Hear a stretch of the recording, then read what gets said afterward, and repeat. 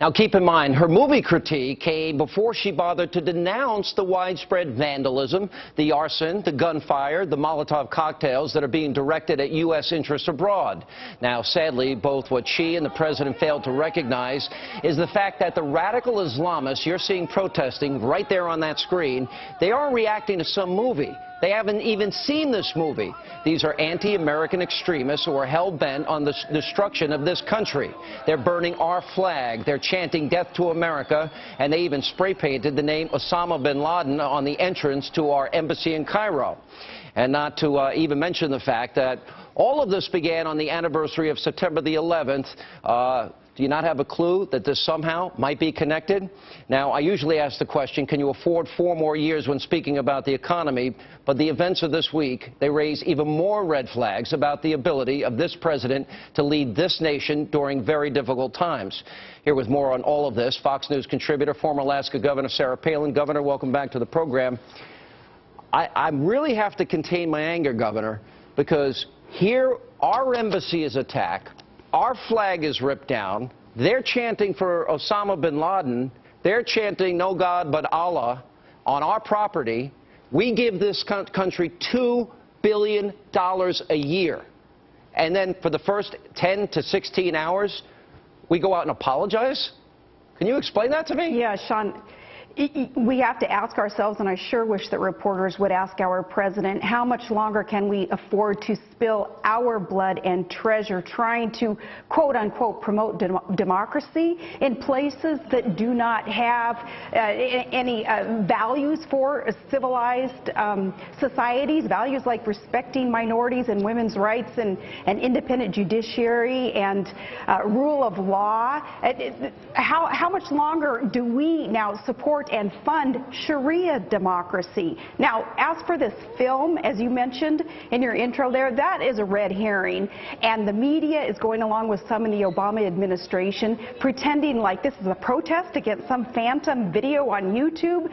No, it's because the Obama administration dropped the ball, and they have not taken head-on this war on terror, and they have adopted a foreign policy of appeasement where our enemies no longer fear us and our friends can no longer trust us. And the media is going along with this idea, this false narrative of this video being the cause of this chaos. Oh, we're going to get into the media later tonight, Governor, because their handling of this, they're blaming Romney. Thank God Romney spoke out in defense of his country after our embassy was attacked, our flags were ripped down, and then in in Libya, in Benghazi, we had an ambassador, 3 other people killed, his body dragged through the streets after it's reported in the Washington Times he was sodomized before he was killed. Here's what I want to show you. This wasn't supposed to happen, though, under President Obama. He went to Cairo. He was going to bring the world together, and world peace was going to break out as he went on this apology tour, and this was part of his speech in Cairo back in 2009. I'm grateful for your hospitality and the hospitality of the people of Egypt. And I'm also proud to carry with me the goodwill of the American people and a greeting of peace from Muslim communities in my country. Assalamu alaikum. I've come here to Cairo to seek a new beginning between the United States and Muslims around the world. That is what I will try to do today, to speak the truth as best I can, humbled by the task before us and firm in my belief that the interests we share as human beings are far more powerful than the forces that drive us apart. America respects the right of all peaceful and law-abiding voices to be heard around the world, even if we disagree with them.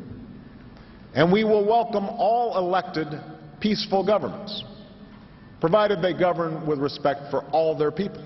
The people of the world can live together in peace. We know that is God's vision. Now that must be our work here on earth. And then he went on to say that we have gone against even our own values. That's when the apology for America came in, Governor. Has he succeeded in what his, quote, vision was of uniting the Muslim world and getting along better with them?